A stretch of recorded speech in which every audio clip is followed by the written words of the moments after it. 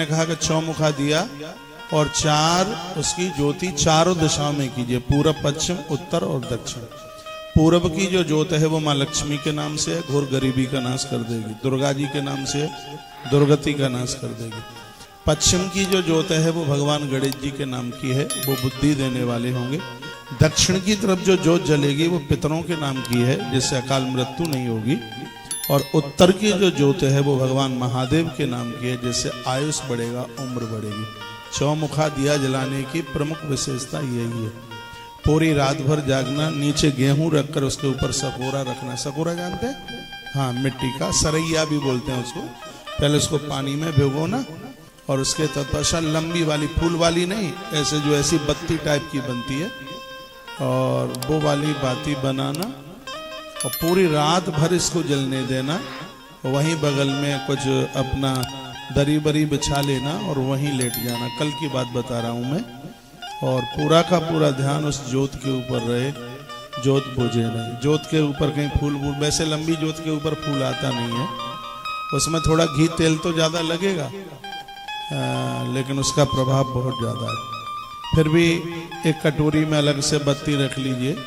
और ऐसा विधान है कालिका पुराण में कि बत्ती के ऊपर फूल आ जावे और बत्ती पर फूल पड़ना शुभ है, बस बुझे नहीं। तो अभी मैं नवरात्रा में कोई वीडियो डालना चाह रहा था, मैंने पढ़ा था कि बत्ती के ऊपर जो फूल पड़ा है वो अशुभ नहीं है बिल्कुल भी, वो बिल्कुल शुभ है। बस उसको संभालते समय ज्योत खंडित न हो, तो उसके लिए पहले एक ज्योत जला करके रख लेते हैं, फिर उसको संभालते हैं। यदि वो बुझ भी जाती है तो ज्योत तुमने जला के रखी है उसे दोबारा से जला दीजिए, तो वो ज्योत खंडित नहीं मानी जाएगी, वो अखंड ही मानी जाएगी। तो सबके घर में भगवान लक्ष्मी नारायण रात को आते हैं। एक तो मुख्य दरवाजा खोल करके रखिए रात्रि को। कल की बात मैं बता रहा हूँ, भगवान लक्ष्मीनाथ आवे, नारायण प्रभु आवे। और घर के बर्तनों को पानी से खाली मत रखना, जल से उनको भर के रखना। बाहर दरबार दीदी आप बच्चे को खिला रहे हैं, मुझे डिस्टर्ब हो रहा है, इसको आप पीछे बिठाइए, पहुंचाइए। तो घर के बर्तनों को जल से भर के रखिए। बाहर रस्सी पर, सूतरी पर आम का बंधन बार, आम के पत्तों का बंधन बार लगाइए। और गौ माता के गोबर में अपने दोनों हाथों को ऐसे छाप करके और घर के प्रमुख दरवाजे पर दो दो छाप, दो इधर दो उधर, रिद्धि सिद्धि के लिए यह उन्हें लगाइए। आपसे बन जाए तो आप हल्दी से स्वस्ति बनाइए। हल्दी उसको घोल करके स्वस्ति इस उंगली से बनाई जाती है, इसका नाम है अनामिका। इस उंगली से स्वस्ति बनाइए। स्वस्ति में बहुत लोग इसको उल्टा बना देते हैं। जब स्वस्ति बनाते हैं तो उसका जो ऊपर का जो डंडा है वो दाहिने हाथ पर उसको मोड़ा जाता है। कैसे बताऊं, मुझे पेन दो। स्वस्ति बनाते समय, हाँ है पेन है, डायरी दो। हाँ, बहुत लोग उसको उल्टा कर देते हैं। और स्वस्ति में बिंदी रखी जाती है, कैमरे में दिखेगा ये।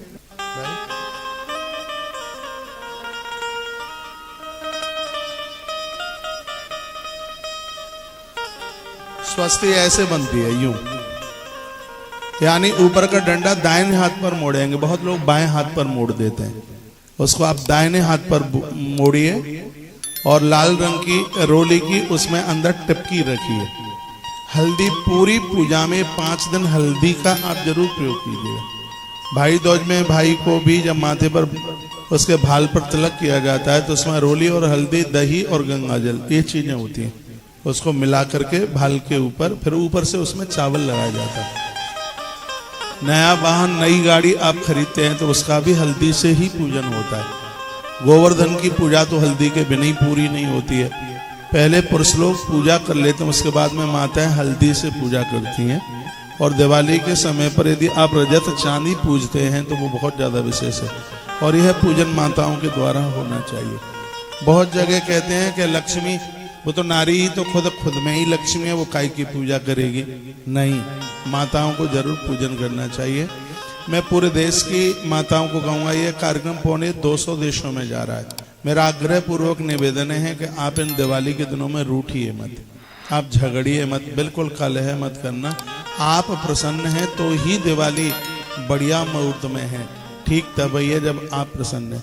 नहीं तो बहुत घर में पूजा के समय पर ऐसी स्थिति बन जाती है, बहनें रूठ जाती है, माताएं रूठ जाती हैं। बहुत तो फोन मेरे पास आते हैं, कहते महाराज जी घर वाली रूठ गई है, काय की दिवाली है।